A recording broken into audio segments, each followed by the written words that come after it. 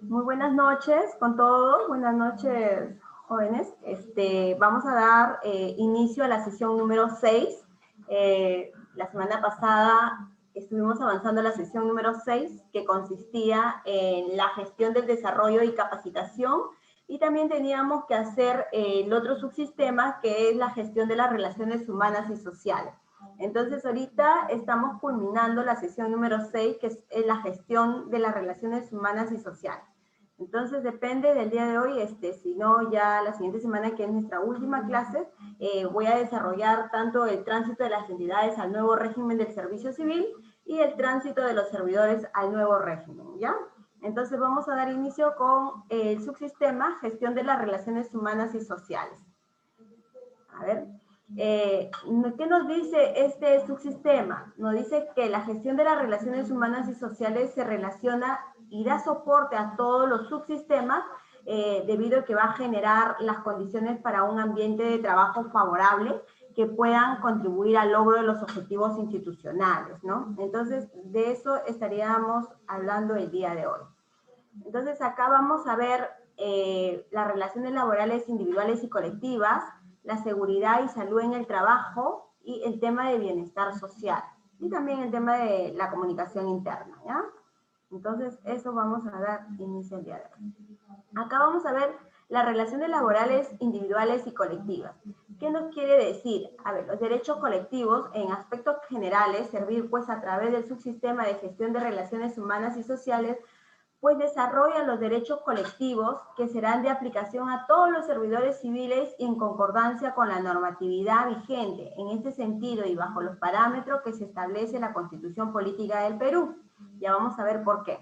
Entonces, nos indica que vamos a estar enfocados en tres: la sindicación, que es la sindicalización, la negociación colectiva y la huelga.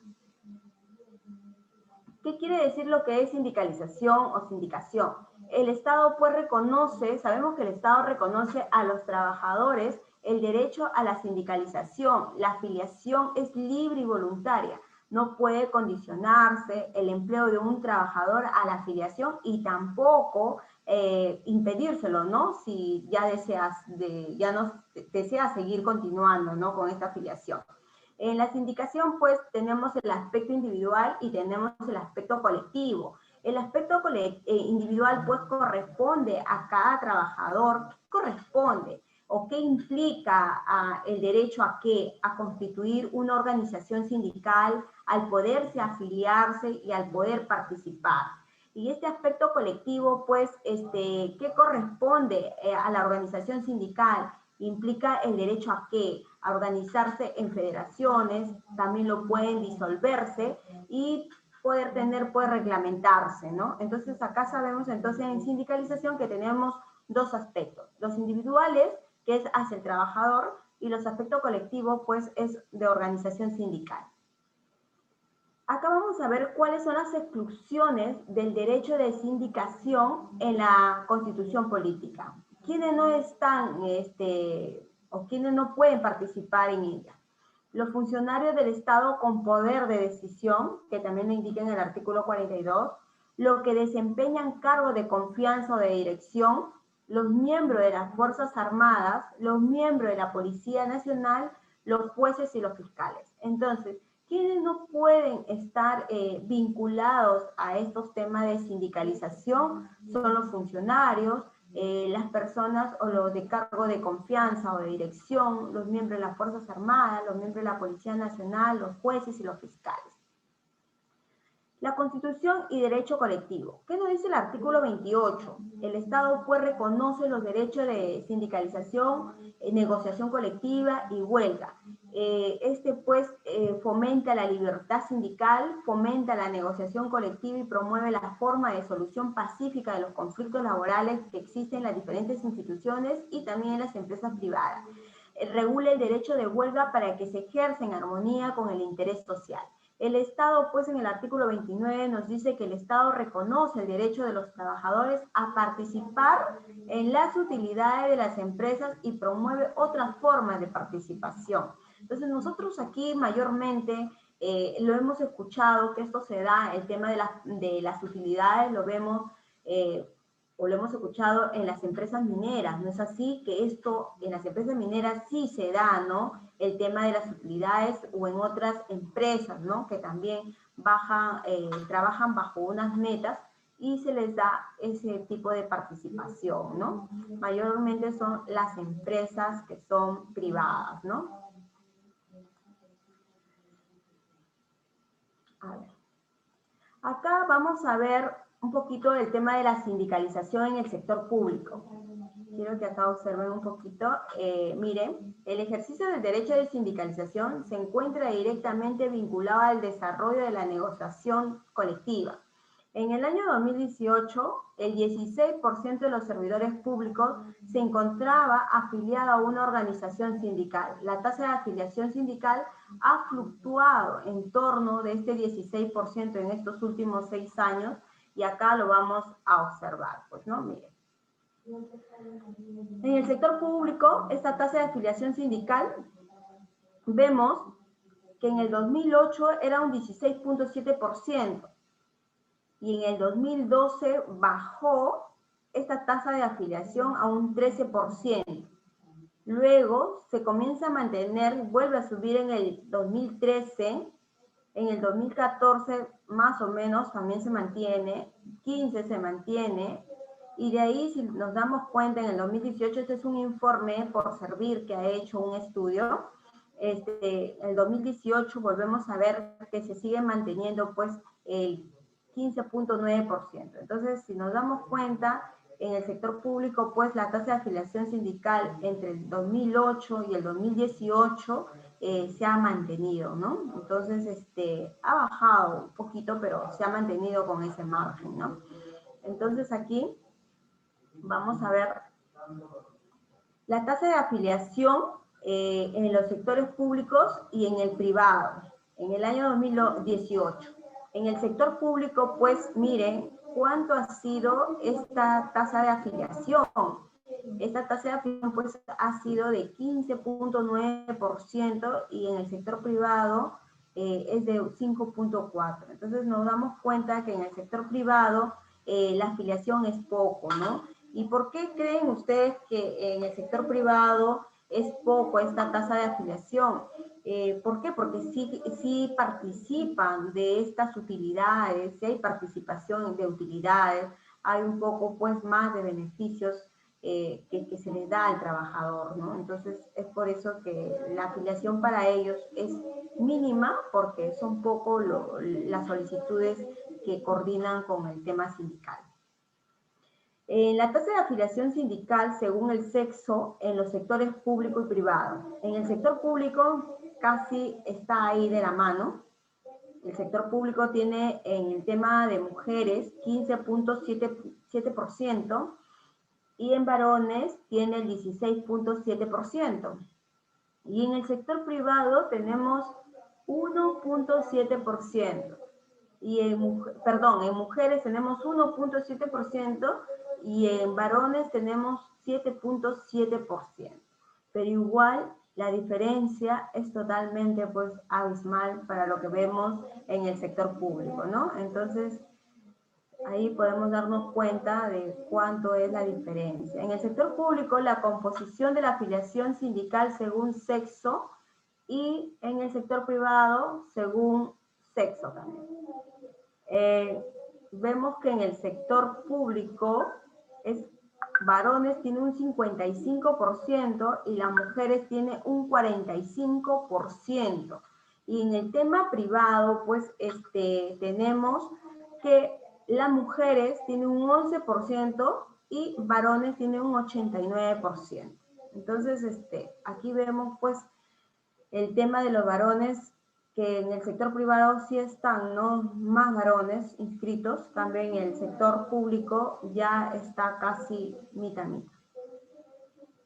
Acá vamos a ver el tema de los sindicatos. Sindicato, pues, es la organización de trabajadores o empleadores que surge con la finalidad de lograr la incorporación de nuevas regulaciones y derechos aplicables a los contratos de trabajo, sea para incrementar o disminuir beneficios. Más se debe para incrementar, ¿no? En el Perú el sindicato solo lo forman los trabajadores y se regulan por la ley laboral.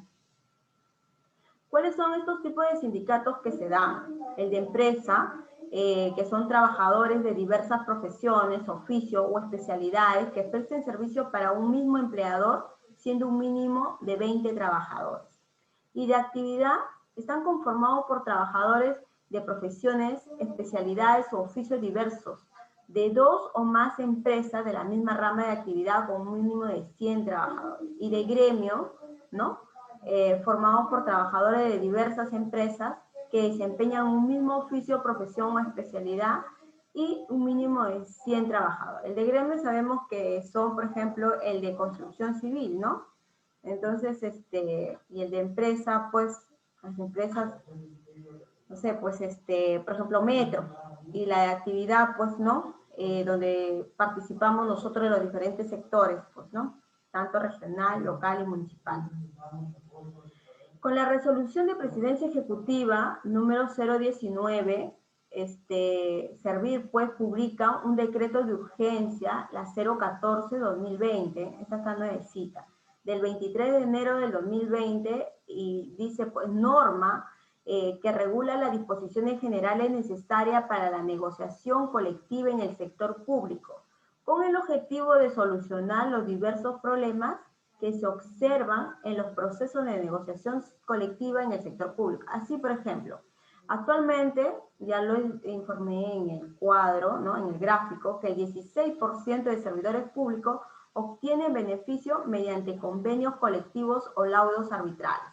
El decreto de urgencia 014 del 2020 pues, nos permite que todos estos servidores del sector público puedan negociar también condiciones económicas.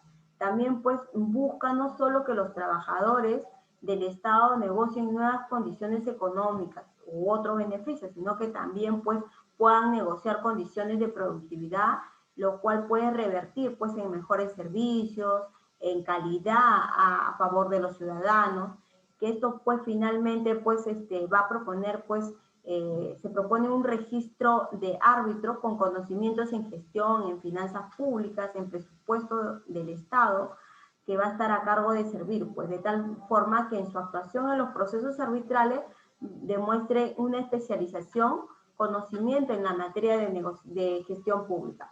Lo que pasa es que muchas veces vemos vemos pocas personas que trabajan o que manejan el tema de las negociaciones colectivas.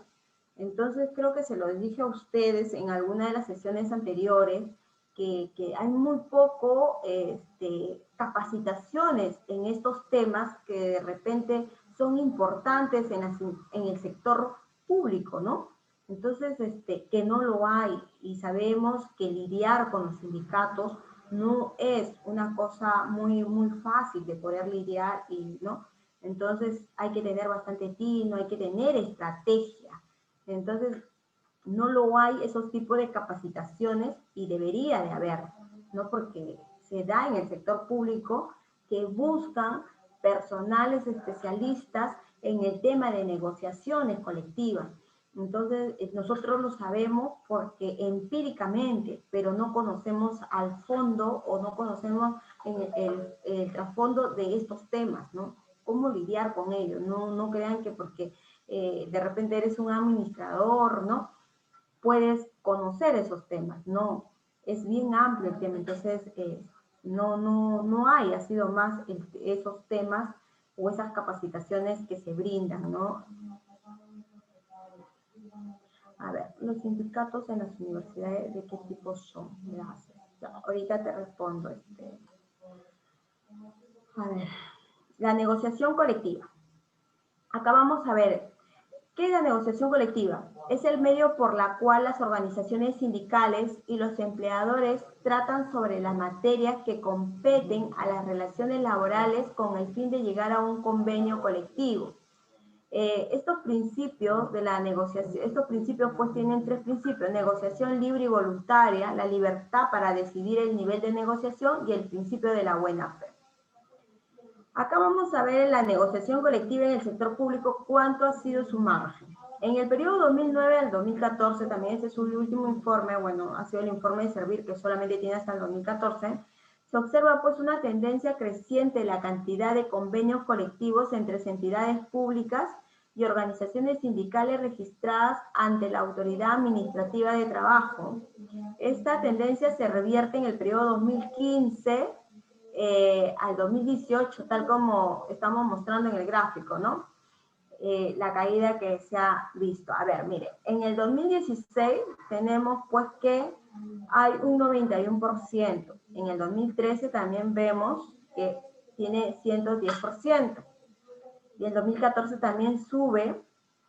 Por eso dice que entre el 2015 al 2018 hay una baja con referente al tema de los convenios colectivos que hay entre las entidades públicas y las organizaciones sindicales. Entonces podemos observar que ha bajado este tema, ¿no? ¿Y a qué se ha debido? En el sector público, los convenios colectivos registrados según el tipo de entidad. Miren, gobierno local, un 31%, el gobierno regional, un 5%, nada. Todo lo que es programas, proyectos, un 4%, ahí es mínimo. Organismo público ejecutor, no hay nada, pues, ¿no? Los organismos constitucionalmente autónomos, un 3%, los organismos técnicos especializados, 2%, los ministerios solamente tienen un 2% más que realizan convenios colectivos, que están registrados, ¿ah? La administradora de fondos intangibles de la seguridad social tiene un 2%, otros 4%, esos otros están de las universidades, las fuerzas armadas y policiales, y como el poder judicial, el poder legislativo, ¿no? Y en las empresas públicas, ¿no? Tenemos un 45%. Es donde se ve más el tema de los convenios colectivos. Entonces, si nos damos cuenta, alrededor que son otros organismos, es mínimo lo que tiene. Hasta incluso, miren, el gobierno regional solamente tiene un 5%, y en el gobierno local tiene un 31%, que es un poco más, ¿no? Después, el resto es mínimo lo que se da. La negociación y convenios colectivos. Negociar. Negociar sabemos que es el mecanismo a través de la cual dos partes llegan a un acuerdo en forma directa sin intermediación alguna. Y el convenio colectivo es la expresión más importante de la negociación laboral que se va a hacer. Esta negociación pues usualmente la realiza el sindicato y el empleador, o sindicatos y empleadores.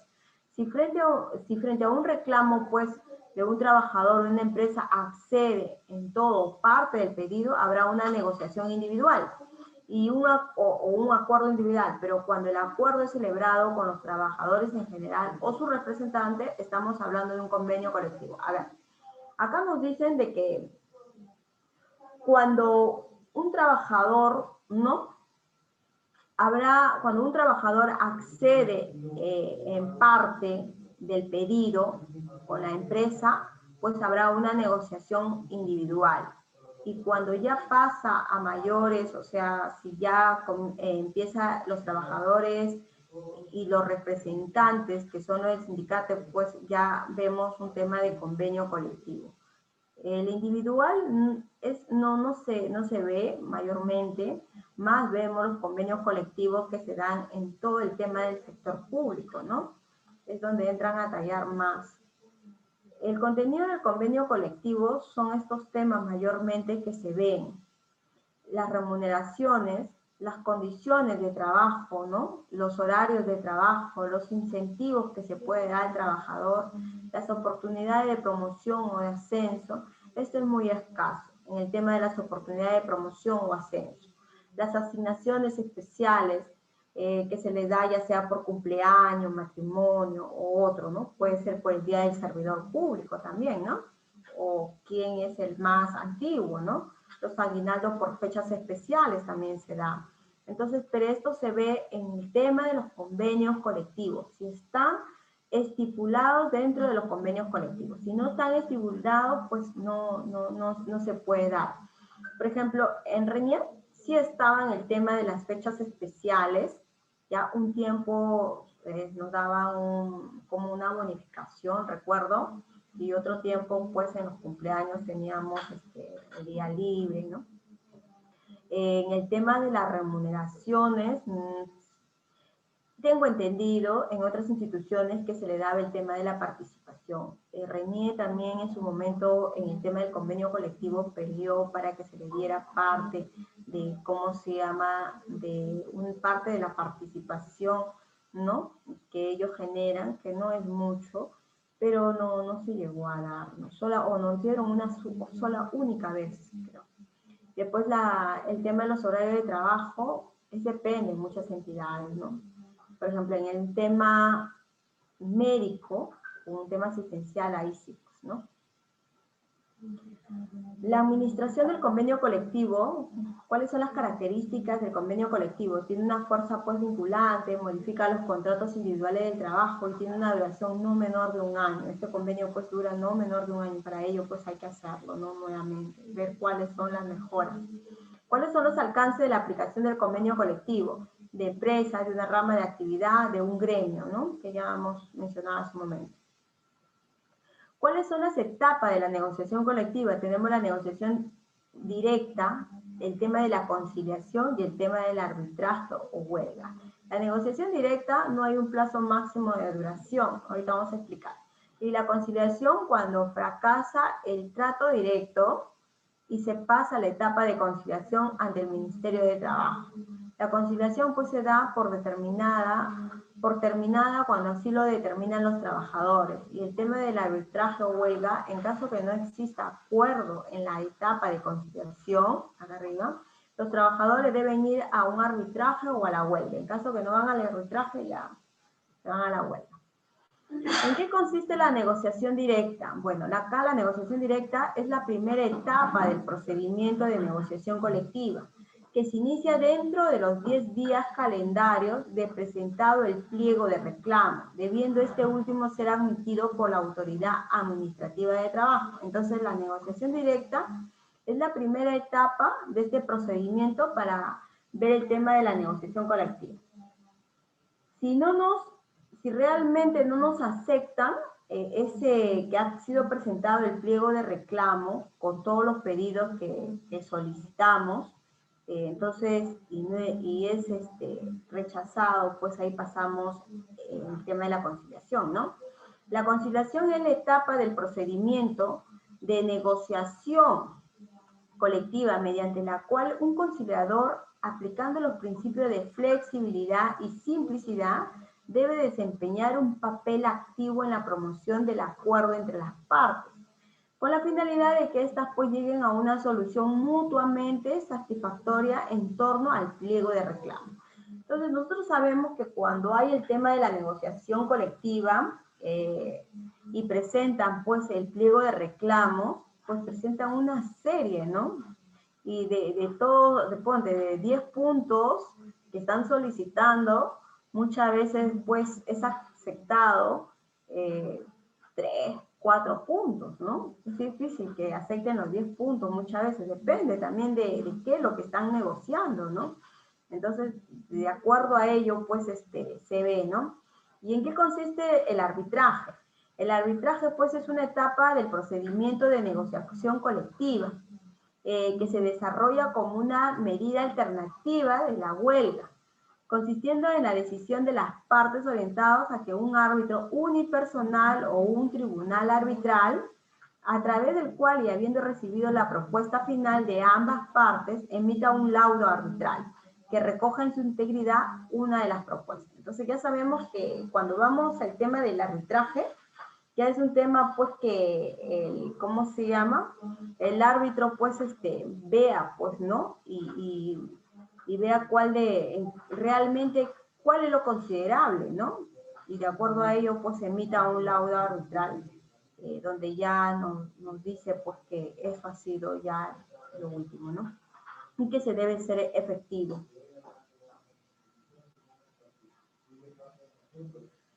Acá ya hemos visto el trato directo, la conciliación y la huelga del arbitraje, que hemos visto estos 3 puntos de acá. ¿Cuáles son las etapas de la negociación colectiva? Entonces tienen que tener claro que son 3 etapas. Negociación directa, conciliación y huelga o arbitraje. Acá un poquito para detallar. El sindicato pues presenta el pliego a la entidad pública, lo que les decía. La entidad comunica servir el inicio de la negociación y solicita una opinión al MEF, ¿no? Y servir comunica el inicio de esa negociación a la Administración de Trabajadores. En caso de que haya requerido opinión del pliego a servir, este se pronuncia al respecto. Entonces, mira, se dan cuenta de que no es tan fácil solicitar este pliego, ¿no? Porque tenemos que pedirlo al MEF. Y en el MEF es donde muchas veces el sindicato, pues, es donde se molesta demasiado porque demora el pedido. Entonces, solamente imaginamos de que si nos demoran para hacer una apertura de un proceso de convocatoria que demora por lo menos 5 meses, y lo solicitamos porque la entidad ha aprobado que hay un presupuesto. Solamente estamos solicitando la autorización del MEF, nada más. Pero nosotros sabemos de que tenemos un dinero y demora 5 meses. Imagínense el tema si presenta el sindicato el pliego a la entidad para poder hacer esta negociación. Lo pasa al MEF y el MEF pues lo demora demasiado, ¿no? Y es ahí donde empieza pues el problema, que no son atendidos el tema sindical, por decirlo así, ¿no? Entonces ahí nos damos cuenta de por cuánto es la demora. No es que le pides a la entidad y la entidad te dice, ok, ya, listo. No, porque tiene que autorizar esta opinión al MEF. Como yo se lo dije en su momento, creo, todo debe estar establecido en el POE. Y si no está establecido, no hay dinero, ¿no?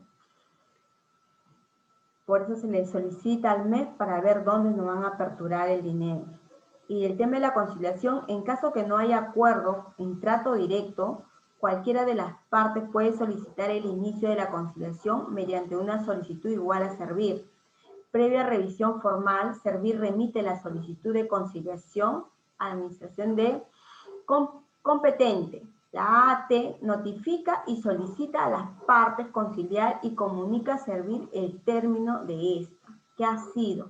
¿En qué términos han quedado? ¿Han conciliado? ¿Sí o no? Si las partes no llegan a un acuerdo en conciliación, pueden ir a huelga o arbitraje. La competencia pues, para resolver la procedencia y legalidad de la huelga será asumida por el Ministerio de Trabajo y Promoción del Empleo, en tanto no se implemente la Comisión de Apoyo al Servicio Civil. Entonces nos damos cuenta de que pasamos por una serie de etapas, ¿no? ¿Y qué es el arbitraje? Pues, ¿a qué se da el arbitraje? El arbitraje se da a solicitud del sindicato, se suscribe un acta arbitral, se realiza la valoración del pliego de reclamos por parte del Ministerio de Trabajo, el sindicato y la empresa nombran un árbitro, cada uno, el tercer miembro lo designan los árbitros, el arbitraje resuelve una definitiva del pliego de reclamo y se decide por mayoría. Entonces, mientras que exista pues el arbitraje, el sindicato no puede declararse en huelga. O sea, tiene que haber una opinión de parte del tema del arbitraje para que se puedan ir a huelga. O sea, se dan cuenta que tampoco es que no te aprueban y ya, te vas a huelga. No. Entonces, es todo un proceso. Se dan cuenta de que no es que conozcas el tema, sino es que también, yo pienso de que deben ver el tema de capacitación, el tema de negociaciones colectivas. Entonces acá vemos el sector público con temas de convenios colectivos registrados del 2006 al 2018. Miren, convenios colectivos. Acá en el 2006 tenemos un 92%, en el 2012 convenio colectivo tenemos un 75%, el tema del laudo arbitral tiene un 25%, y miren en el 2018. Convenio colectivo tenemos un 97%, pero sin embargo, tenemos lo que es laudo arbitral un 3%, o sea, ha bajado. Y acá le puedo detallar.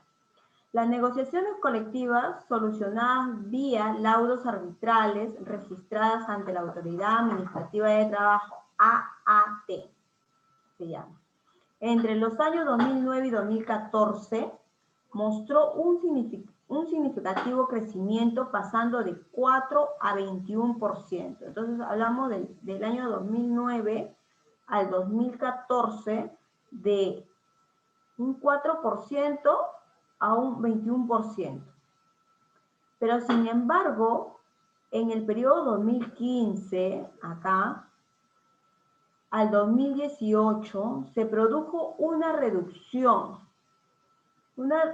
Se ha producido una reducción importante en la participación de las negociaciones colectivas solucionadas a través de los laudos arbitrales ante la Autoridad Administrativa de Trabajo, pasando del 21% del 2014 al 2018 al 3%. ¿Qué quiere decir en cuánto han presentado? Es decir, 5 laudos arbitrales registrados en el año 2015. 5 laudos nomás han sido registrados, miren. Y en el 2018, el 3% pues vendría a ser un laudo arbitral. Entonces, ¿qué está pasando? ¿No? Entonces, no... Y sí, pues, ¿no? Si nos damos cuenta, pues, refleja realmente, porque ya no vemos en la noticia, ¿no? Que no vemos huelgas, ¿no? O sea, no vemos tantos reclamos, ¿no? Como de repente lo veíamos, mayormente antes lo veía, pues, en enero y febrero, creo, algo así. Veía el tema del Poder Judicial, que siempre creo que todos los años lo hacen, ¿no? Entonces, y siempre salen favorecidos lo del Poder Judicial, ¿no? Siempre todos los años son beneficiados. Entonces yo veo que sí, pues de repente se ha dado menos o estarán siendo atendidos en sus entidades, ¿no? O de repente no, ya el sindicato de repente no está, de repente haciendo bien sus funciones, ¿no? Porque ya no se ven, miren, en 2018 un 3% se ha dado. Es bajo. Entonces, las principales materias negociadas colectivamente y acordadas. En el periodo 2006 al 2018, las organizaciones sindicales y las entidades públicas han venido negociando y acordando diversas materias, siendo las más recurrentes. ¿Qué son? Cuando piden el tema de las negociaciones colectivas. Asignación o bonificaciones por uniforme, que sí lo dan. Asignaciones o bonificaciones por escolaridad, que también pasa. Bonificación por cierre de pliego de reclamos, que también se da. Asignaciones u bonificaciones por refrigerio. Aumento remunerativo general al obrero. Esto muy poco se da en las instituciones del sector público. Aumento remunerativo general al empleado. Y asignaciones o bonificaciones por el fallecimiento del trabajador, ¿no? Acá vamos a observar el gráfico. En el sector público, pues, los convenios colectivos registrados según materia. Como les decía, ¿no? Empezamos de acá. A ver, asignaciones o bonificaciones por fallecimiento del familiar, 6%. Asignaciones o bonificaciones por movilidad, un 5% se ve. Asignaciones o bonificaciones por quinquenio, o sea, después de haber culminado un periodo, el 3%. Asignaciones o bonificaciones por la esposa, ese. Es ya sea porque hay un beneficio, ¿no? Como le digo, las negociaciones colectivas ponen una serie, ¿no? Ya sea por cumpleaños, ponen por uniforme, que sí lo vemos, ¿no? Bonificaciones por hijo. Acá vemos otros, que son las universidades, las Fuerzas Armadas, los vimos. Asignaciones o bonificaciones por uniforme, tiene un 11%. Las bonificaciones por escolaridad, que sí mayormente se da. Ya, las bonificaciones por cierre de pliego, ¿a qué se refiere? Las bonificaciones por cierre de pliego es cuando ya se ha, a ver, el cierre de pliego, a ver, en reniego, se daba siempre una bonificación, lo daban de 400 soles, si no me equivoco, cuando había el tema del cierre de pliego, cuando ya han culminado todo el tema de las metas, se ha cerrado, ¿no? Todo eso, entonces ahí nos dan el tema de las bonificaciones del cierre de pliego. Entonces acá vemos las asignaciones o bonificaciones por refrigerio, que también los vemos, que sí se da, aumento remunerativo general al obrero y aumento remunerativo general al empleado, ¿no? Estos algunas se ven, mayormente se ven el tema de escolaridad, el tema del uniforme, el tema de fallecimiento también sí lo ven, lo están viendo ahora, de movilidad muy poco se ve, pero más se ve el tema de las bonificaciones por refrigerio, por escolaridad, ¿no? Se ve el tema por fallecimiento también. Esos son los temas más resaltantes que yo he podido observar en algunas instituciones del Estado que se ha dado. Después, muy poco los otros.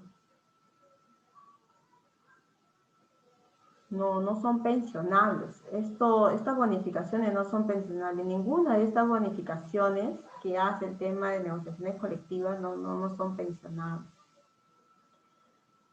¿Cuáles son las medidas de la huelga, ¿no? Medida de conflicto colectivo de los trabajadores por la que incumplen la prestación laboral. Los modelos de regularización de la huelga. Tenemos el modelo estático, huelga la huelga pues es la cesación continua y total de labores, o sea, no hay. El tema dinámico, toda la alteración en la forma habitual de prestar el trabajo, una huelga típica. Muchas veces han visto ustedes, ¿no? Que en otras instituciones, pues sí, bueno, les permiten ir a algunos a la huelga con algunas condiciones, pero no todos van de manera, pues, no pueden dejar sus puestos, ¿no? Va una cierta cantidad de personal y luego va otra parte, pero no los dejan, no van, cuando ya es una huelga general, una huelga indefinida, ya sí se van todos. Pero como podrán observar, muchas veces el tema del personal CAS no quiere participar en la huelga, porque ellos son los que más temen, ¿no? De ir a una huelga porque pueden ser despedidos, ¿no? Ese es el temor de ellos, o el temor de todos, ¿no? Cuando hay un tipo de huelga no participamos, cuando somos CAS, ¿no? Porque tenemos ese miedo de ser despedido, de tener algún tipo de represalia, ¿no? Entonces, ¿quiénes mayormente participan? La gente que son nombradas, ¿no? Y algunas personas que sí, que son CAS y también participan, ¿no? Pero mayormente a la huelga, muy pocos los que participan son personal CAS. Entonces, ¿qué más podemos decir de la huelga? ¿No? Que la huelga es la medida de presión de los trabajadores para obtener un derecho o la solución de un conflicto, ¿no? La huelga pues significa que no existe la prestación efectiva del trabajo sin que signifique la voluntad de disolver el vínculo laboral, para nada. Entonces, sabemos que la huelga mayormente, ¿por qué se da? La huelga se da porque no acatan estos reclamos o no nos atienden lo que nosotros debemos, pues, obtener, por decirlo así, ¿no? Entonces pasamos al tema de la huelga. ¿Cuáles son los requisitos para declarar la huelga? Adoptada por más de la mitad de los trabajadores de la empresa o del ámbito al que representa el sindicato, comunicada al empleador y a la autoridad del trabajo por no menos de 5 días útiles de antelación, acompañando de una copia del acta de votación. Tener por objeto la defensa de intereses socioeconómicos. Entonces, miren, se da cuenta que no es que yo, o que mañana el sindicato dice, bueno, vamos a la huelga y ya. No, acá tenemos que pasar, ¿no? Una comunicación con 5 días útiles de antelación, que nos vamos a ir un tema de huelga.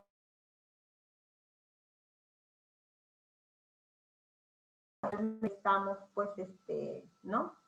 Se está acatando, se está haciendo la conformidad de esta votación, ¿no? que están compartiendo. Entonces, no es que mañana se da y listo, no, tenemos que anunciar a nuestro empleador, ¿no?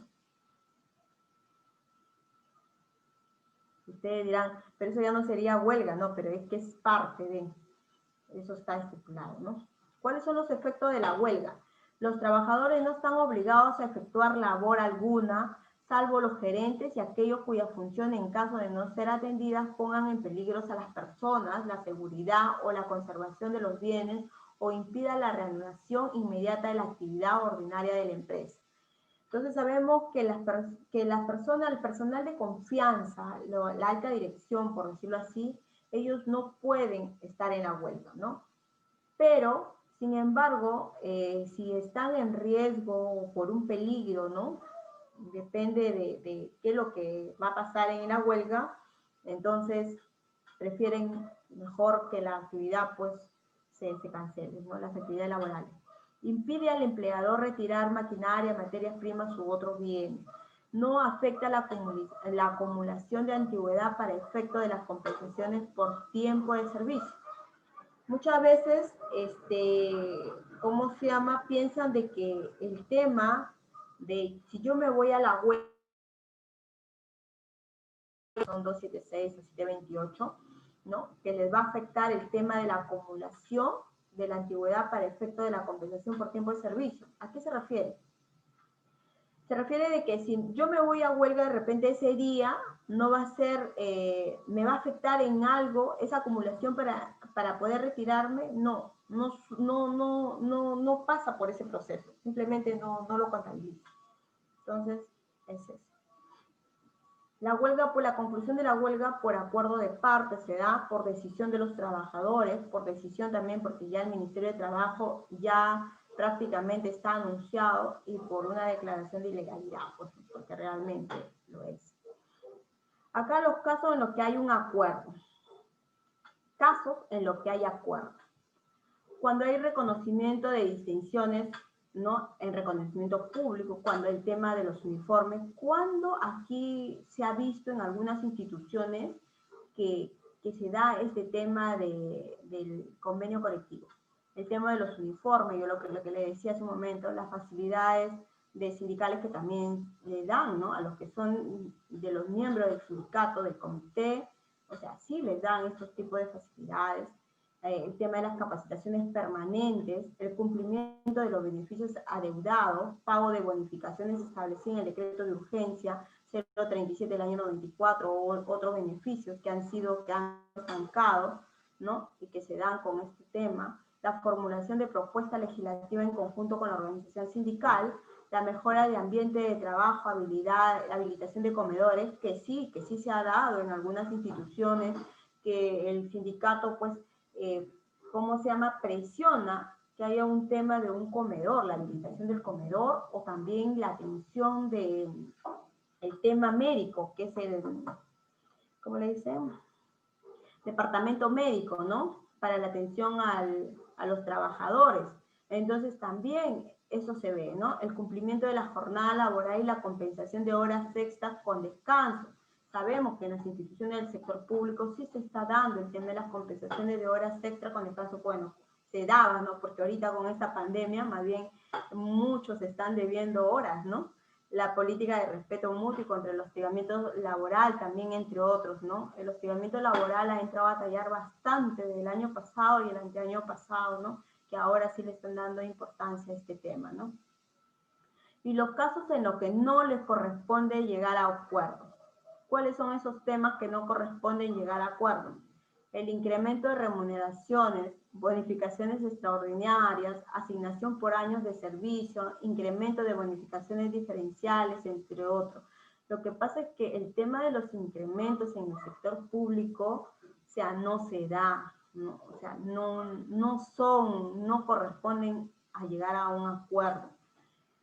El incremento por costo de vida, nombramiento y ascenso sin previo concurso, eso tampoco no se da. La incorporación del personal CAS bajo el decreto legislativo 270-728, muchas veces lo que quieren, pues, en otras instituciones, ¿qué es lo que están peleando, no? Que el personal CAS, que ya pueda pasar directamente a hacer un 728 o un 276. Entonces no se da porque eso es de acuerdo a un cuadro de mérito, pues, ¿no? El ingreso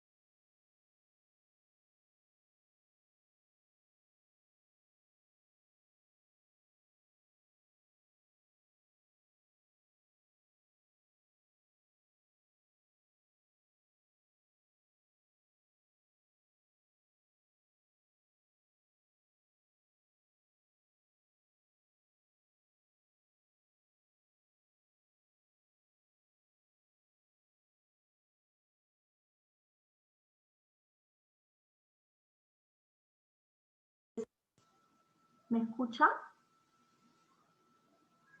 A ver, ¿qué pasó?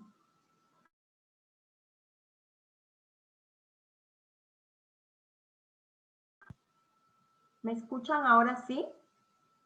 Ok, listo. ¿Dónde nos quedamos, por favor? De repente no me han escuchado, yo estaba hablando. De repente no me han escuchado. ¿Desde dónde no me han escuchado, chicos?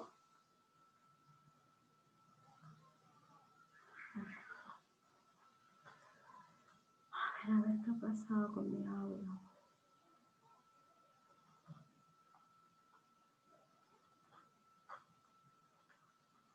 Chicos, ¿desde qué parte no me han escuchado el tema incorporación del CAS? Incremento de remuneraciones. ¿Cuál era el título? A ver, ¿de qué parte?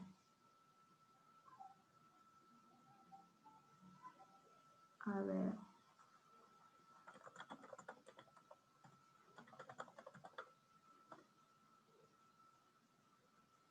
¿Alguien puede hablar, por favor, y me puede decir?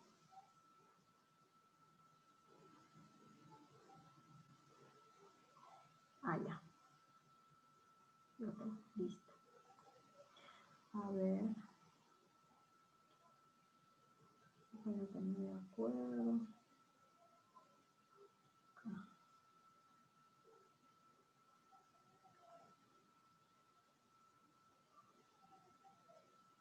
A ver, vamos a ver. ¿Qué habrá pasado, no?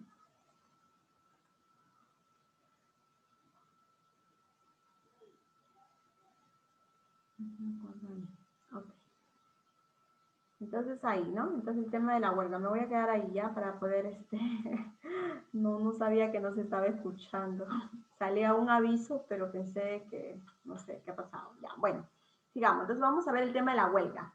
Bueno, sabemos que la huelga pues se da, es una medida de presión de los trabajadores para obtener un derecho a una solución, a un conflicto, ¿no? La huelga significa que no existe una prestación efectiva del trabajo sin que signifique la voluntad de disolver el vínculo. Entonces sabemos que esta huelga, cuando hacen los trabajadores, es más que todo para que se presione a la alta dirección para que pueda ser aprobada, ¿no? Entonces es eso, ¿no? ¿Cuáles son los requisitos para declarar la huelga? ¿No? Estos requisitos, pues, dice que por más de la mitad de los trabajadores de la empresa o del ámbito al que represente el sindicato. Y también se comunica, les decía, que deben comunicar al empleador y a la autoridad del trabajo por menos 5 días útiles de antelación, acompañando la copia del acta de votación que han tenido todos los miembros del sindicato. Tener por objeto, pues, la defensa de intereses socioeconómicos.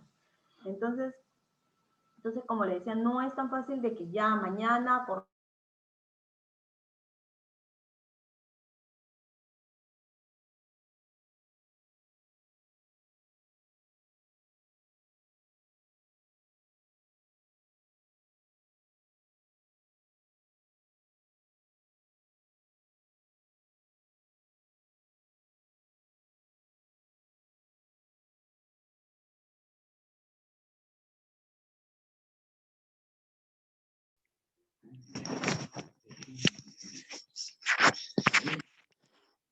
Buenas noches, ¿nos escucha?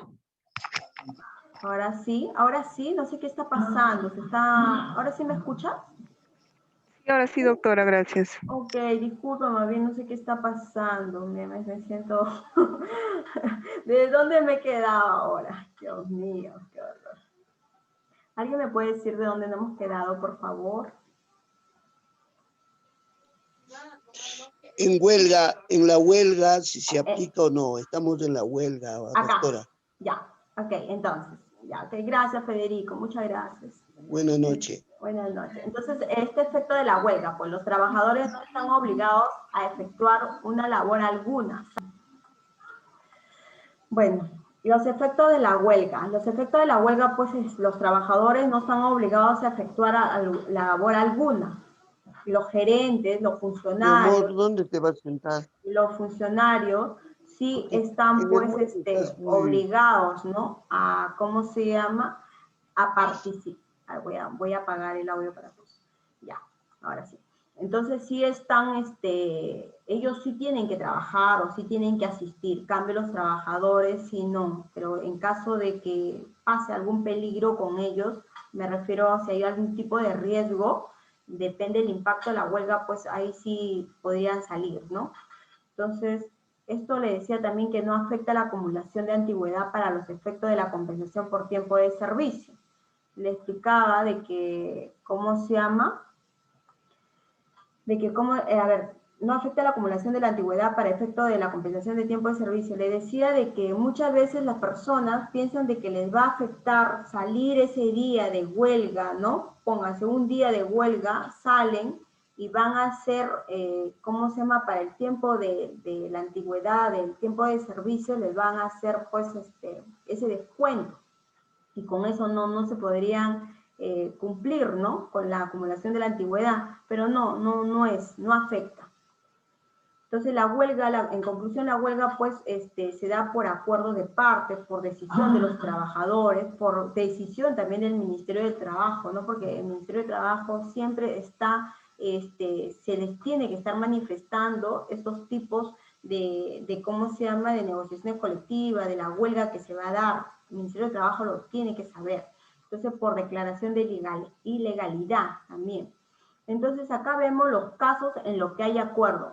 Se ha visto estos casos que mayormente se ha dado acuerdos o se ha dado luz verde en las diferentes instituciones, como son el tema de los uniformes, como son las facilidades sindicales. A los miembros de los sindicatos tienen unas facilidades que ahorita lo vamos a mencionar, las capacitaciones permanentes que se les da, el cumplimiento de beneficios adeudados. Muchas veces no se les da el tema del pago de la bonificación, ¿no? Para las personas que son de regímenes, la formulación de propuestas legislativas en el tema sindical, la mejora de ambiente de trabajo y habilitación de comedores en algunas instituciones. Eso sí lo he visto, que el sindicato ha mucho apoyado para el tema de los comedores y para el tema de los departamentos médicos que no se dan muchos en muchas instituciones.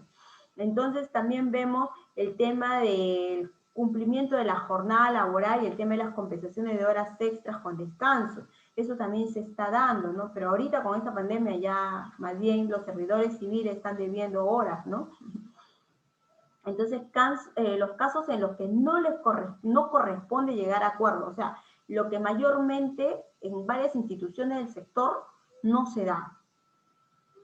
El tema del incremento de remuneraciones, bonificaciones extraordinarias, asignación por año de servicio, incremento de bonificaciones, eso mayormente no lo vemos en el sector público, que eso se apruebe. No se ve. Entonces, como ustedes ven, mayormente el sindicato mucho ve el tema del incremento, ¿no? Pero la palabra incremento, eso está, pues, por decirlo así, ¿no? Está prohibido o no se debe decir, ¿no? Entonces, no llegan a un acuerdo en este caso. El ingreso directo de hijo de servidores a la entidad, eso tampoco se da. Sí lo han solicitado en algunos temas de negociación colectiva, en algunas instituciones, pero no se da, porque imagínense si hablaríamos del ingreso directo de los hijos de los servidores a la entidad, ¿no? Entonces serían pues muchos, ¿no? La eliminación de la hora de refrigerio, entre otros, tampoco, ¿no? Porque muchas entidades quieren de que se elimine de repente la eliminación de, bueno, me refiero a los trabajadores, ¿no? La eliminación de refrigerio para salir de repente una hora antes, ¿no? No, tampoco eso no se da. No han llegado a esos acuerdos, no llegan a esos acuerdos. La sindicalización en la ley del servicio civil, las licencias sindicales. Los permisos y licencias sindicales se regulan en principio por convenio colectivo y a falta de acuerdo. Las entidades están obligadas a otorgar permisos o licencias sindicales para actos de concurrencia obligatoria. Si el sindicato agrupa entre 20 y 50 afiliados, la licencia se limita al secretario general y al secretario de defensa. Si el sindicato agrupa 20 y 50 afiliados, la licencia se limita al secretario general y al secretario de defensa. Si el sindicato agrupa más de 50 afiliados, la licencia se otorga al secretario general y al secretario adjunto. al secretario de Defensa y al secretario de Organización, ¿no? Para el tema de los permisos de licencias sindicales. Salvo convenio o costumbre más favorable, porque el tiempo le otorga la licencia sindical, mayormente se da en las instituciones del Estado, de acuerdo a cuántos afiliados hay, se da el permiso sindical, la licencia sindical al comité, por decirlo así, a los integrantes del sindicato por 30 días.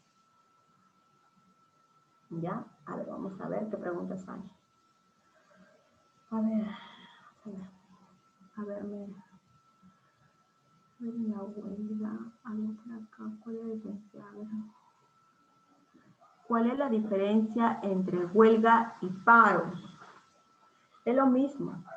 Muchas veces a alguno le dicen paro, ¿no? Pero no, es huelga o paro es lo mismo. No hay ninguna diferencia. No es lo mismo. El paro es la suspensión temporal de las actividades en el trabajo ante una situación irregular, mientras que la huelga es negarse a laborar de una manera pacífica. Claro, mientras que la huelga es negarse a laborar de una manera pacífica, es una forma de protesta para presionar sus exigencias, que muchas son cumplidas. Pero si nos podemos dar cuenta, Rosa Margarita, perdón, tú me dices que el paro es la suspensión temporal de las actividades en el trabajo ante una situación irregular, mientras que la huelga es negarse a laborar de una manera pacífica, en una forma de protesta para presionar sus exigencias y que sean cumplidas. Por lo tanto, tú me dices, por lo tanto, que no es igual. Pero por lo que dice Margarita, ahí se entiende que no es igual. Pero mayormente, si pasamos al tema del sector público, ¿cuál se da? ¿Los paros o la huelga? Entonces vemos que mayormente se dan las huelgas. Pero estas huelgas vemos que son pues de maneras agresivas o son de maneras pacíficas. O sí van a trabajar de manera regular los trabajadores. O sea, van a trabajar de una manera, por ejemplo, las instituciones que he podido ver, trabajan, hay una huelga, pero trabajan, ponte, una parte se va, de los trabajadores se van en la mañana y otra parte apoya en la tarde, pero no dejan de laborar. ¿Por qué? Porque eso es, más aún, si somos de servicio de atención al ciudadano, que son la gran mayoría del sector público, no pueden dejar de atender. Entonces, eso es el tema, ¿no?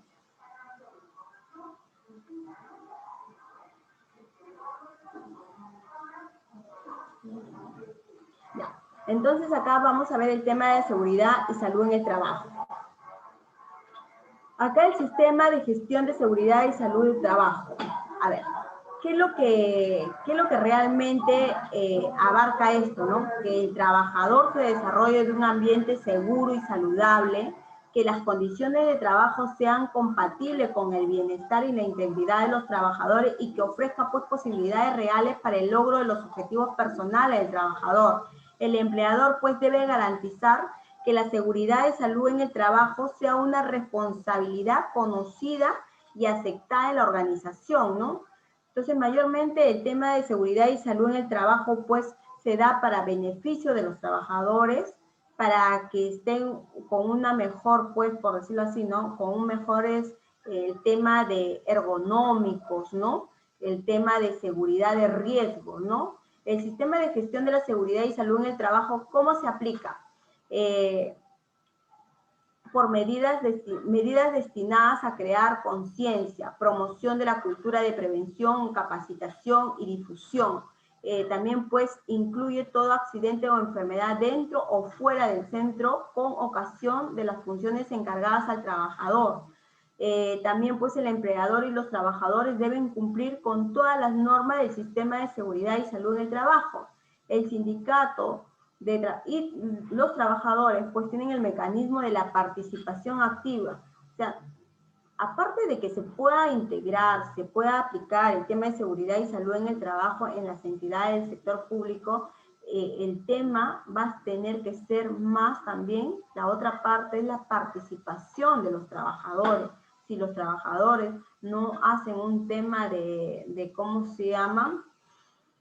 a ver, de responsabilidad en los temas que desempeñan sus funciones diarias, entonces tampoco van a poder lograr que todo el plan de seguridad y salud en el trabajo pueda lograrse esas metas, ¿no? Porque para ello vamos a hablar cuáles son los planes.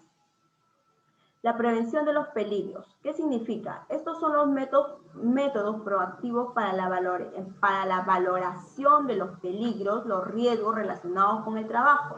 Estos métodos se centran en la prevención de los accidentes y enfermedades profesionales. ¿Qué debería hacer la organización? Eliminar factores de riesgo en el diseño de procesos y tareas en lugar de complicados procedimientos o de uso de equipos de protección personal.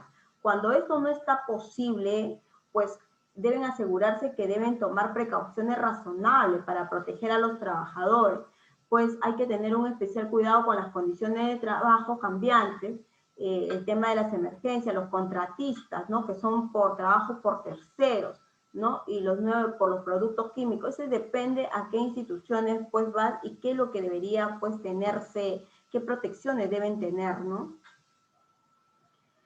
Acá, el primero de ellos debe ver deber de prevención. Nosotros sabemos que para hacer el tema de seguridad y salud en el trabajo, primero debemos identificar esos peligros, ¿no? La labor, el IPER, llamado IPER, la labor de identificación y eliminación de los peligros y riesgos laborales puede ser encargada a ingeniero o especialista en seguridad ocupacional. La labor periódica, especialmente en caso de nuevas actividades o nuevos negocios.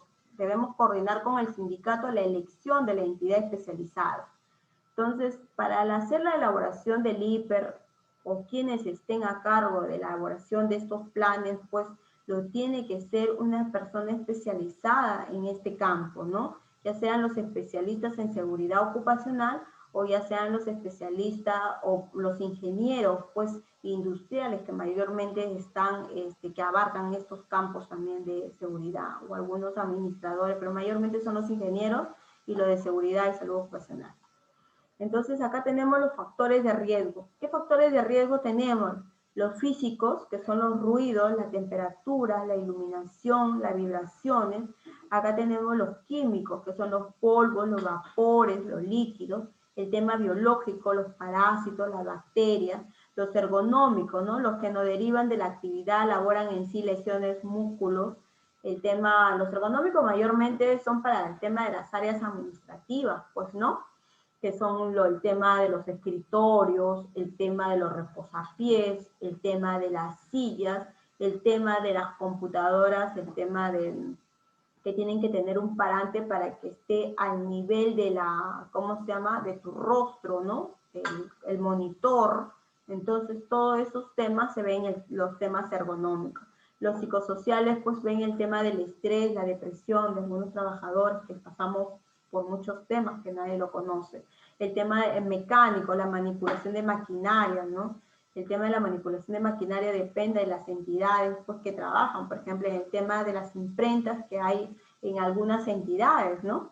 Mayormente sufren de la lesión como al brazo, ¿no? Porque están, cierran la fotocopiadora o porque están cada rato habilitando la mano, ¿no? El tema de la energía, la exposición a radiación, también el tema de la fotocopiadora, ven, es el tema de la radiación, vehículos, choques o atropellamientos, ¿no? Que se ven. Entonces, en lo segundo debemos ver las obligaciones de capacitar al personal. Cuando hablamos de seguridad y salud en el trabajo, pues la obligación de capacitar al personal en cuanto a los temas que vienen, todo lo que es seguridad y salud en el trabajo. Nada más que abarca el tema de seguridad y salud en el trabajo. La necesidad de transmitir información y conocimiento de los riesgos del centro de trabajo a todos los trabajadores. La medida de protección y prevención de acuerdo a cada puesto específico. El empleador debe realizar por lo menos 4 capacitaciones en el año. Elaborar un cronograma de capacitación. El costo exclusivo es del empleador, ¿no? Lo tiene que solventar el empleador. Los simulacros de sismo o incendio no constituyen a capacitaciones para el cómputo anterior, o sea, los simulacros que se dan todos los años se deben estar dando, o sea, se tiene que dar. deben brindar los profesionales competentes, pueden ser efectuados por terceros.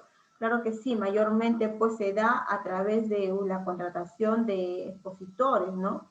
Pero lo tienen que dar, no pueden ser personal de la entidad, ¿no? Pueden ser realizadas fuera del centro de trabajo también, ¿no?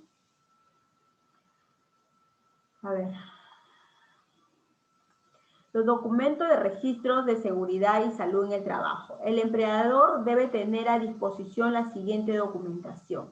Debe tener las políticas y objetivos en el sistema de seguridad y salud en el trabajo. El reglamento interno de seguridad y salud en el trabajo. La identificación de peligros y evaluación de riesgo, los CIPR. El mapa o plano de riesgo, la planificación de las actividades preventivas, el programa anual de seguridad y salud en el trabajo, la entrega a cada trabajador las recomendaciones de puestos y tareas en seguridad y salud en el trabajo y el tema de las actas. Pues entonces acá vemos los documentos y registro de seguridad y salud en el trabajo. El empleador debe tener a su disposición la siguiente documentación. En total, acá tenemos 2, 4, 5, 6, 7, 8. Entonces, las políticas y objetivos, eso es lo primero que deben de hacer.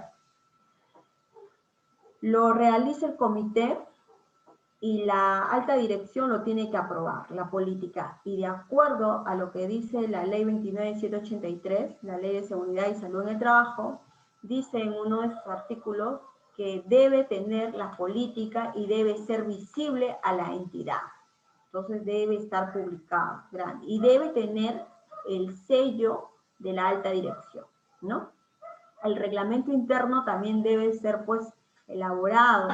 El reglamento interno también debe ser distribuido a todo el personal, a los que se van integrando y a los que ya están integrados, ¿no? Se les tiene que dar, ya sea de manera física, ya sea de manera virtual, hasta incluso se le tiene que dar al personal que viene de terceros por un tema en específico, por ejemplo, por un tema de obras, por un tema que están haciendo un tema de mantenimiento, se les tiene que dar, porque ahí figura cuáles son las precauciones que ellos deben de tener. La identificación de los peligros y evaluaciones de riesgos, que eso pues lo hacen en el plan de seguridad y salud en el trabajo, que hacen el tema del IPER, que lo hacen los especialistas en seguridad o los ingenieros.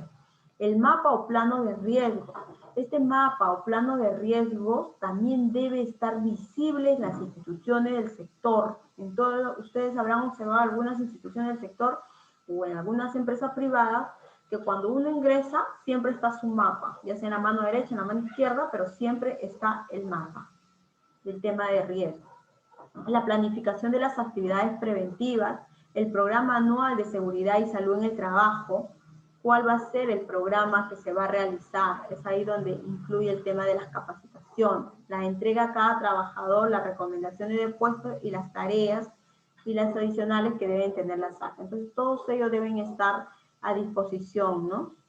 Y deben estar actualizados. Los registros obligatorios que deben implementar los empleadores, o sea, la entidad, todos estos registros debe tener la entidad. El registro de accidente de trabajo, enfermedades ocupacionales, los incidentes peligrosos y otros incidentes en el que deben constar la investigación y las medidas correctivas. Acá deben tener los registros de exámenes médicos ocupacionales, los registros de monitoreo de agentes físicos, químicos, biológicos, psicosociales y factores de riesgo disergonómicos, el registro de inspecciones internas de seguridad y salud en el trabajo, el registro de estadísticas de seguridad y salud en el trabajo, el registro de equipos de seguridad o emergencia, el registro de inducción, capacitación, entrenamiento y simulacro de emergencia, el registro de auditorías. Estos tipos de registros en cualquier momento vienen a hacer la supervisión y siempre lo primero que nos vienen a solicitar es que nos presenten el file de registro. Y en el file de registro debe estar todos estos contemplados.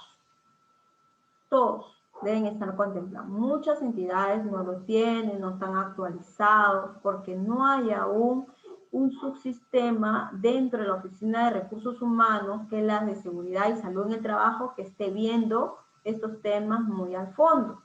Ahorita que estamos en este tema de la pandemia, recién seguridad y salud en el trabajo, el tema ocupacional ha salido un poco más a reducir en estos tipos de pandemia, en este tiempo de pandemia. Entonces, pero no los tiene. A ver, ¿en qué entidades mayormente les hacen los exámenes médicos ocupacionales? Cuando un trabajador debe llegar a trabajar a la entidad, le deben hacer sus exámenes médicos ocupacionales para ver si realmente, depende también el puesto, ¿no? Si lo amerita, ¿no? Para no tener problemas. ¿Cuál es la conservación de estos registros, no? Tenemos el tipo de registro, los registros de enfermedades ocupacionales, los registros de accidentes de trabajo, incidentes peligrosos. El tiempo de conservación para mí es bastante, ¿no? Pero está dentro de la normativa, pues, ¿no? No podemos hacer otro. Son 20 años para los ocupacionales y tenemos 10 años para el registro de accidentes de trabajo, incidentes peligrosos y otros registros. A ver, dice, para la inducción también sería necesario para las personas de educación y CAS, lamentablemente en la práctica no se realiza. Sobre la inducción, a ver, Pilar Guapaya me dice, sobre la inducción, ¿también sería necesario para el personal de educación y CAS? No, si estamos hablando del tema de inducción del personal cuando ingresa, cuando se incorpora a la entidad, solamente es para el personal CAS, no es para el personal tercero, porque para el tema de locación de servicio, el tema de inducción, se supone de que tú estás ingresando a trabajar como tercero para un servicio en específico. Entonces, el servicio de tercero no hay un tema de inducción, solamente la inducción se da para los servidores CAS. A ver, los documentos y registro de seguridad y salud en el trabajo es obligatorio para todas las instituciones públicas. Si no cuentan, sí, si no cuentan, hay algunas, sí hay sanción. Ahorita voy a pasar la siguiente diapositiva. Sí hay sanción. Sí se ha dado, te cuento, porque en una de las entidades que yo estuve, por eso le decía, hay que tener todos estos registros debido de que en cualquier momento viene la supervisión y lo primero que te piden es el FAI de estos registros. Y eso deben estar contemplados. Y muchas veces no lo tenemos porque uno, como le vuelvo a decir, en las oficinas de recursos humanos, muchas entidades no está aún la área de seguridad y salud en el trabajo. En esta pandemia sí han estado incorporando este subsistema, ¿no? Pero no está. Pero sí, hay sanción, acá está. Entonces sabemos que la conservación de estos registros son 20 años, 10 años y 5 años. Miren, se dan cuenta, bastante tiempo, ¿no? Mantenerlos ahí en conservación. A ver, el tema de la notificación. La información por el empleador de accidente de trabajo, se le tiene que decir, pues, ¿no? Y de enfermedades profesionales de cualquier persona que esté en el centro laboral.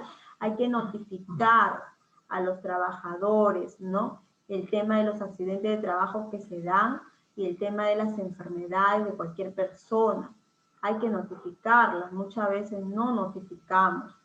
Pues incluye a terceros también. Aquí en seguridad y salud en el trabajo se incluyen a todos, tanto locación, incluye a las personas que vienen por consultoría, los visitantes. Por ejemplo, yo tuve un caso.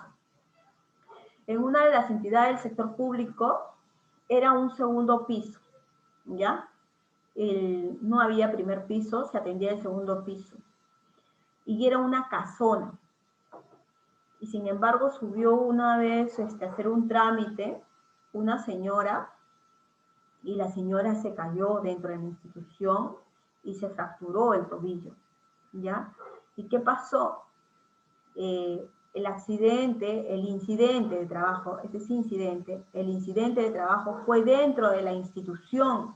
Entonces ahí entró a tallar el personal, bueno, el comité de seguridad, uno de los integrantes, y entró a tallar el tema de bienestar social, la señorita, pues, como la trabajadora social, ¿no? La llevó a la clínica, le sacaron unas placas, felizmente la señora no se había hecho era un dolor más que había tenido en el tobillo, pero no se había fracturado, pero fue dentro de la institución. Fuera de la institución, si la señora se cae, ya eso no es competencia de nosotros, pero dentro de la institución sí es competencia de nosotros. Entonces, eso. A ver, ¿qué más? Peligroso dentro de las 24 horas ocurrido, lo demás, o sea, todo esto hay que notificarlos, ¿no? Muchas veces no los notifican. Entonces, las relaciones con terceros. Los terceros, toda persona que esté en el centro de trabajo, pues los contratistas y los servicios, los concesionarios, los visitantes y los usuarios, pues tienen que reforzar todos estos mecanismos de fiscalización, ¿no? Deben cumplir los requisitos, elaborar un compromiso con los terceros, ¿no? Que, por ejemplo, en una de las instituciones también del sector público, yo llegué a ser tercero y sin embargo a mí me hicieron hacer mis exámenes antes de ingresar. Antes de ingresar, a pesar de que solamente iba a estar, creo, por, bueno, siempre te hacen por tercero, por su orden, ¿por cuántos meses? 3 meses, 2 meses, depende, ¿no? Y me hicieron hacer mis exámenes, porque ellos sí estaban con el tema de seguridad, estaban bien, tenían bastante conocimiento, estaban con sus registros actualizados y todo eso. Entonces, ese es un tema, ¿no? Entonces, muchas veces el tercero ingresa a trabajar y ni siquiera les piden eso, ¿no? Ni siquiera le dan el reglamento, tampoco. La responsabilidad solidaria, nos dicen que si hay incumplimiento de la normativa de los contratistas, subcontratistas, empresas de servicios o cooperativas de trabajadores que desarrollen obras o servicios en el centro de trabajo, la entidad será responsable, solidaria frente a daños e indemnizaciones, ¿no? ¿Se dan cuenta? Entonces, ¿cuáles son las obligaciones de los trabajadores? Someterse a los exámenes médicos, ¿no? A los CEMOS, que le dicen, catalogados como obligatorios por el MINSA, cumplir con normas y reglamentos e instrucciones del sistema de seguridad y salud en el trabajo, usar adecuadamente estos instrumentos y los materiales de trabajo, participar en programas de capacitación y actividades destinadas pues a prevenir los riesgos, comunicar al empleador de cualquier evento o situación que ponga en riesgo al sistema de seguridad y salud en el trabajo. El reglamento interno de trabajo pues establece cuáles son las sanciones por el incumplimiento de estas, ¿no? Entonces, pero acá vemos pues que los trabajadores están obligados a someterse a los exámenes médicos, a cumplir con las normas, usar adecuadamente los instrumentos de acuerdo a las áreas donde ellos trabajan, pues, ¿no? Participar de estos programas de capacitación que muchos de ellos no les gusta participar, ¿no? Por eso que también es bueno comunicar al empleador, pues, de algunas situaciones que se están dando, ¿no? ¿Y cuáles son esas obligaciones? La obligación de constituir el Comité de Seguridad y Salud en el Trabajo. Las organizaciones con 20 a más trabajadores a su cargo, las organizaciones con menos de 20 trabajadores deben contar con un supervisor del sistema de seguridad y salud en el trabajo, y si existe sindicato mayoritario, este incorpora un observador al Comité de Seguridad y Salud en el Trabajo. Mayormente, pues, ¿qué se ve? Que las organizaciones con 20 a más trabajadores a su cargo, pero mayormente vemos esto de acá, ¿no? Con menos de 20 no lo vemos. Con más, las organizaciones con 20 o más trabajadores a su cargo. Por eso se forman, ¿no?, las instituciones del sector público. La elección de los miembros ante el Comité de Seguridad y Salud en el Trabajo. Los trabajadores lo eligen por votación secreta y directa. La elección está a cargo del sindicato más representativo, en su defecto a cargo del empleador. Acá está la guía para revisarlo. El número de miembros, mínimo 4 y máximo 12. El número es definido por acuerdo de las partes, también pueden hacerlo vía negociación colectiva.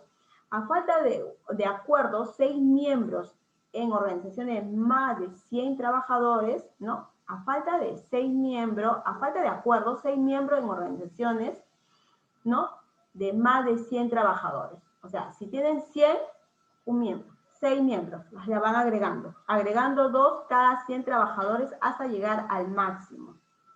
Entonces, acá, ¿cuál es la conformación de este Comité de Seguridad y Salud en el Trabajo?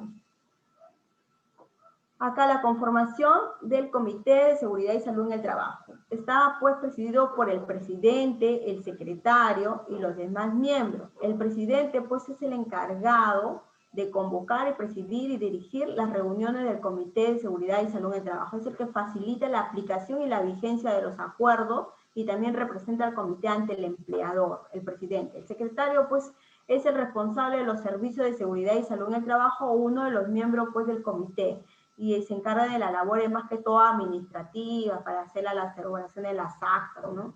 Las reuniones. Y los demás miembros, pues, integrantes del comité designados aportan iniciativas propias o de personal del empleador o de personal empleado encargados para fomentar y hacer cumplir las disposiciones. Por los demás miembros son parte de qué mejoras deben ver o qué mejoras se deben implementar, ¿no?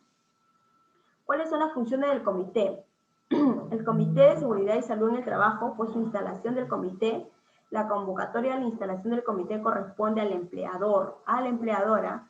El acto de instalación se debe llevar a cabo en el local del empleador. El acto de constitución e instalación, así como toda reunión, acuerdo o evento del comité, debe ser asentado en un libro de acta exclusivamente destinado para dichos fines.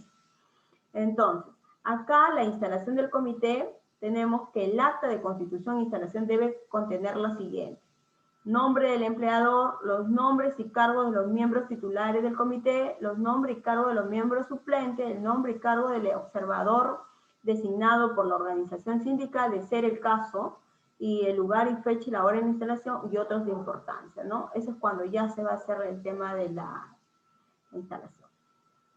¿Cuáles son las sesiones del comité?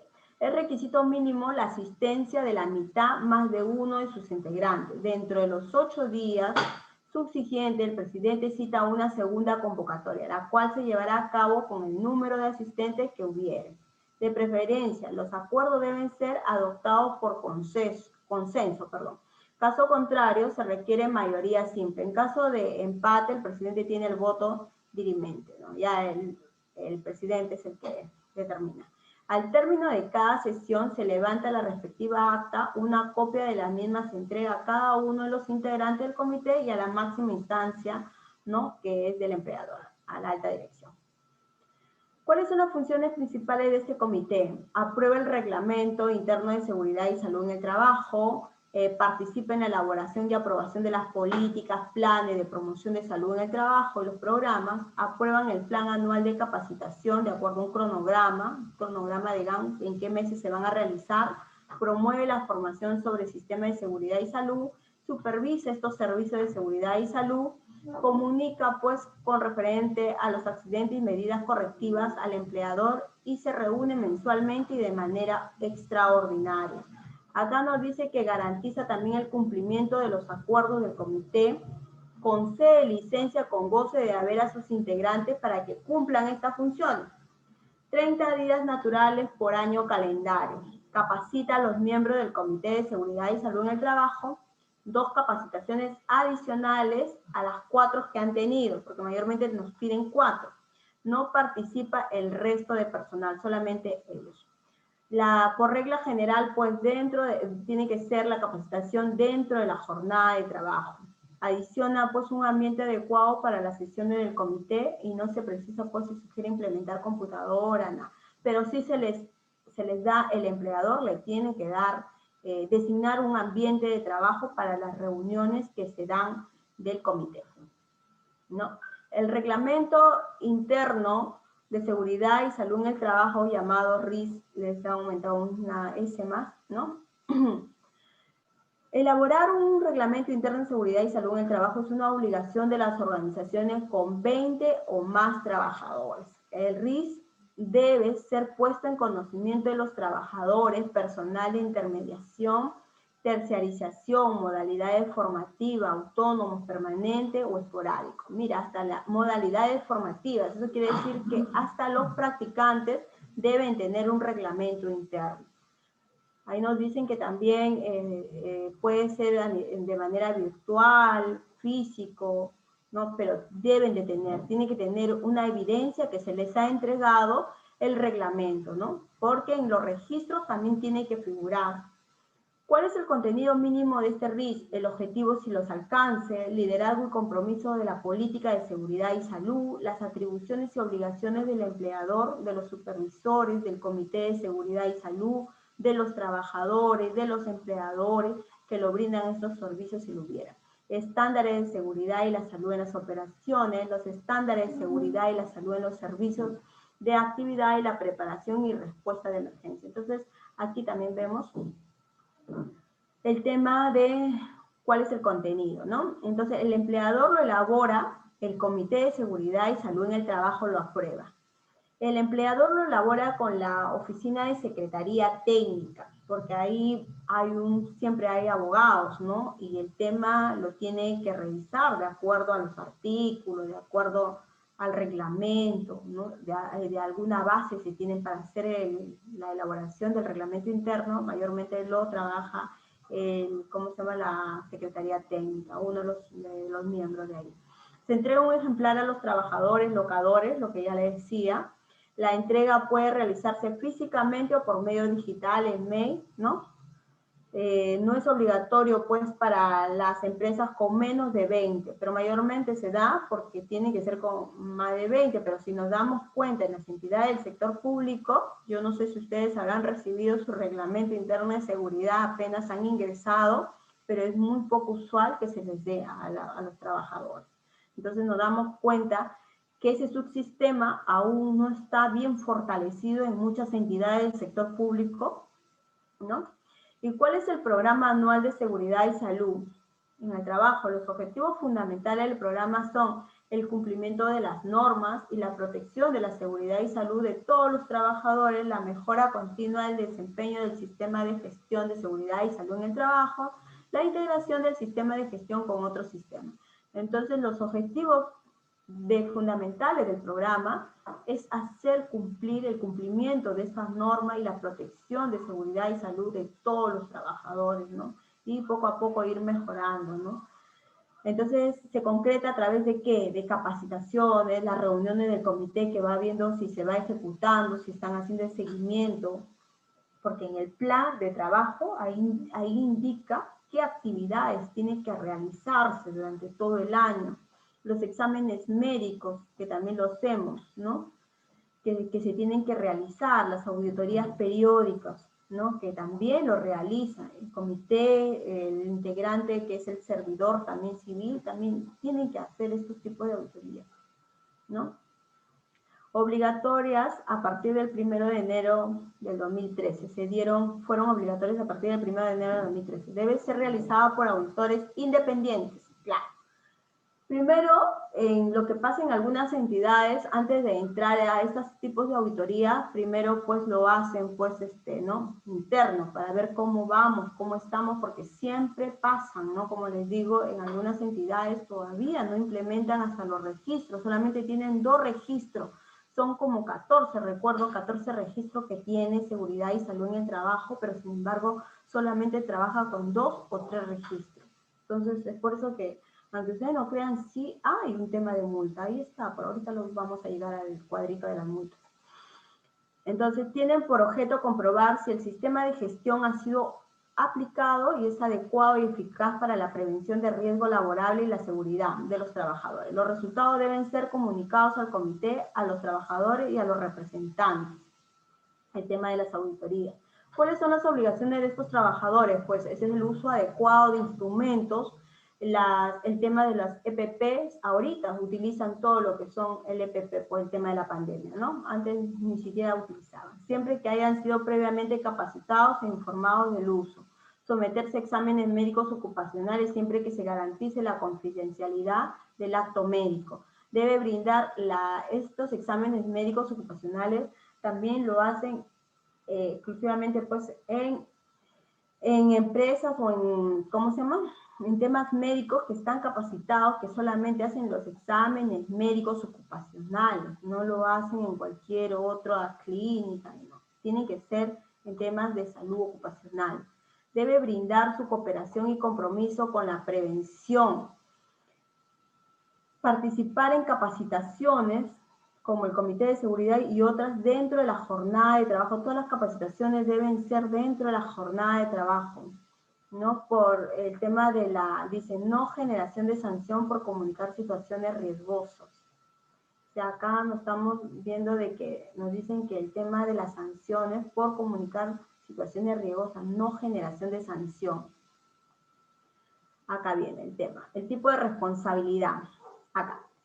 Tenemos tres tipos, el tipo administrativo, laboral, el civil y el penal. ¿Cuáles son? El incumplimiento de obligaciones formales y sustantivas sobre seguridad y salud en el trabajo.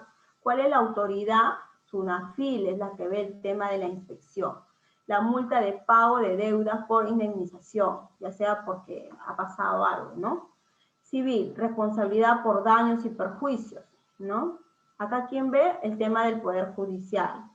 Sanción, indemnización.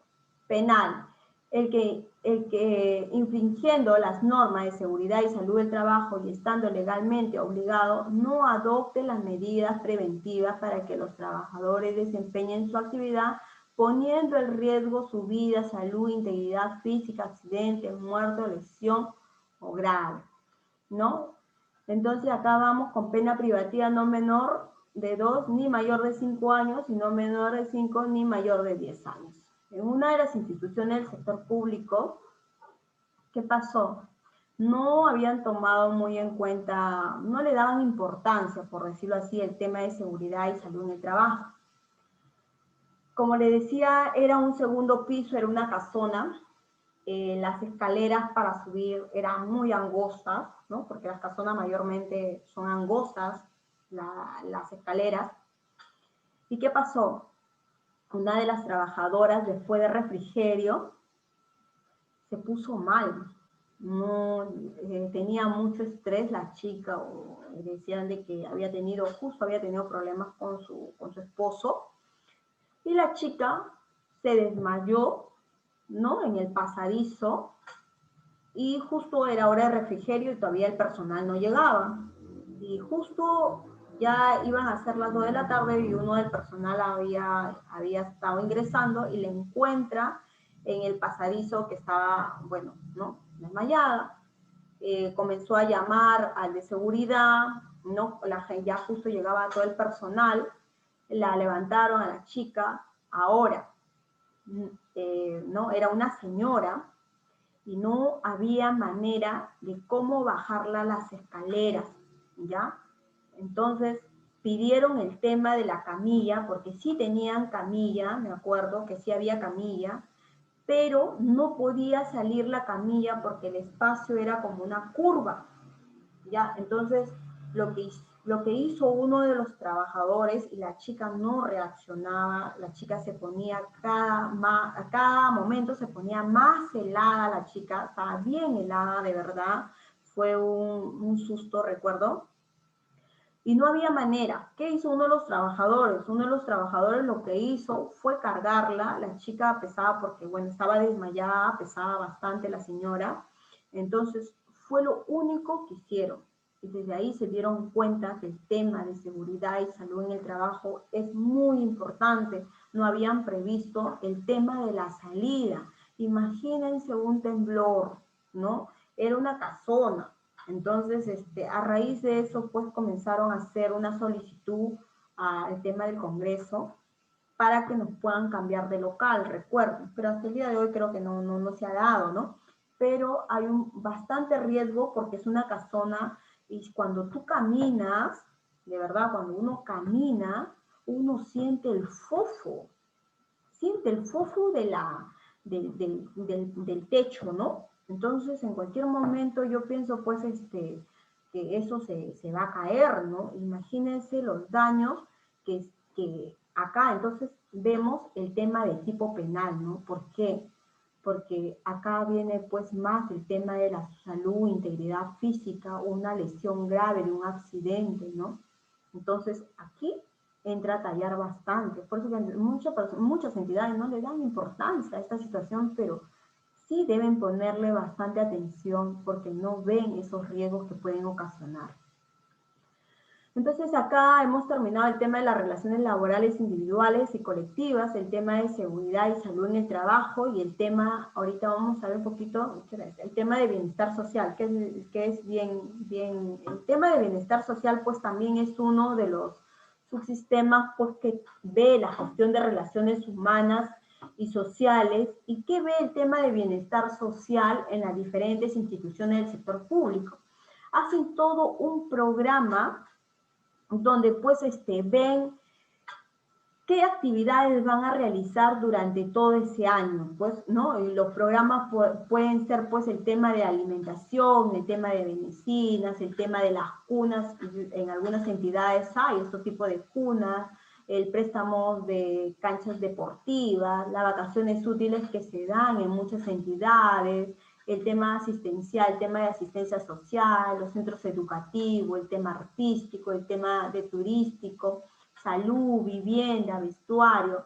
Entonces, la persona que está a cargo del tema del programa de bienestar social tiene que ver todas estas pequeñas pautas que he mencionado y cuál de ellas son las que son más resaltantes para su entidad, ¿no? Y de acuerdo a eso, pues, ponerlo y presentarlo, porque este programa se realiza lo realiza la Oficina de Recursos Humanos y luego lo pasa a la oficina, bueno, a OGA, ¿no? En este caso, a la oficina de la Gerencia de Administración, y la Gerencia de Administración lo pasa pues al área, a la jefa institucional, ¿no? Y ellos ven, porque al hacer tu programa, tú envías el tema presupuestal, cuánto va a ser lo que vas a gastar y qué actividades vas a realizar, ¿no? ¿Qué actividades vas a sumar tus objetivos estratégicos de la entidad? Por eso que yo siempre les he dicho, todo se trabaja bajo los objetivos de la entidad, los objetivos estratégicos de la entidad, y se trabaja bajo el tema del POI. Entonces, al momento de hacer el POI, se supone que la Oficina de Recursos Humanos ha hecho su división, bienestar social, cuánto va a ser mi costo. ¿No es así? Entonces, cuando llega este programa de bienestar social, solamente la alta dirección lo que verifica es que estas actividades pues estén relacionadas con las cosas que realmente quiere la entidad, ¿no? Muchas veces en muchas entidades ven el tema del tema deportivo, las vacaciones útiles, el tema de la alimentación, por el tema del colesterol, hacen campañas, ¿no? El tema de los centros educativos, también los temas de convenios que hacen con algunas universidades, el tema artístico, el tema de la salud, que ya está incluido con el tema de la alimentación, el tema recreacional, que también lo hacen. En varias entidades aplican estos puntos que están acá. Entonces, el tema de las vacaciones útiles sí lo aplican en muchas entidades. El tema deportivos también.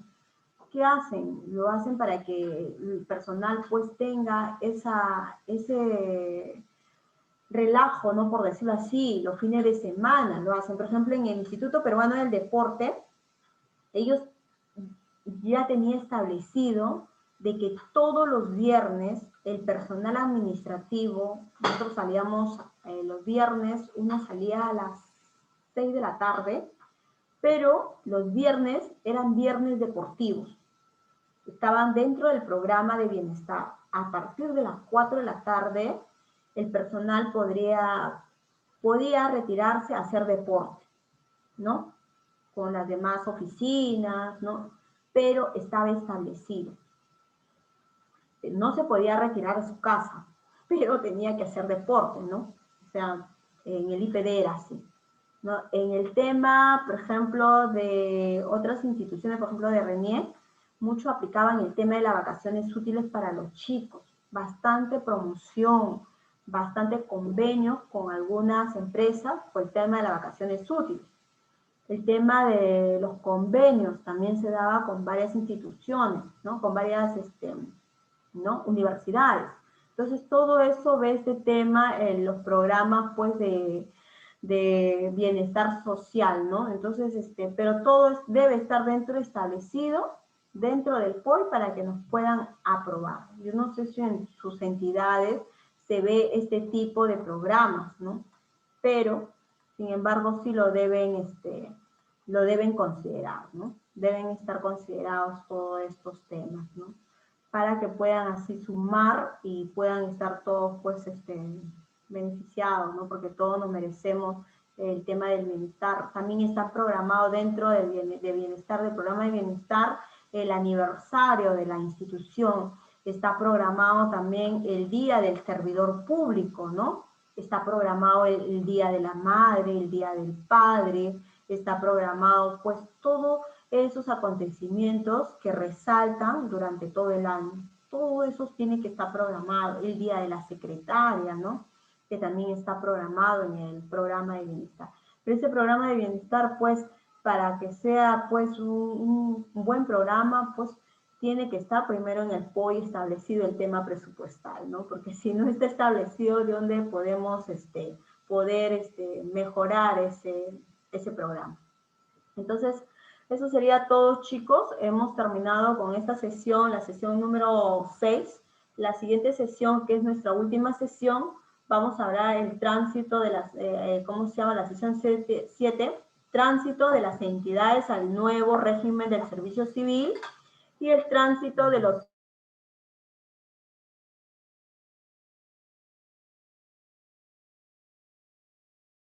régimen del servicio civil y los trabajadores también, ¿no? Entonces, la última sesión es el día miércoles y el día miércoles pues estoy dando estas dos últimas sesiones y ahí culminamos el curso, ¿ya? Entonces, eso sería todo. Ya, espero que este material lo tengan, ya lo he enviado a Joana, ¿no? Espero que el material anterior también lo hayan tenido. Les mandé, ¿cómo se llama? Algunos ejemplos de la guía metodológica sobre el tema de gestión de rendimiento. Se los he dejado también con Joana, ¿no? Y este material también se lo he entregado el día de hoy. Muy bien, muchas gracias, chicos. Y nos estamos viendo el día miércoles.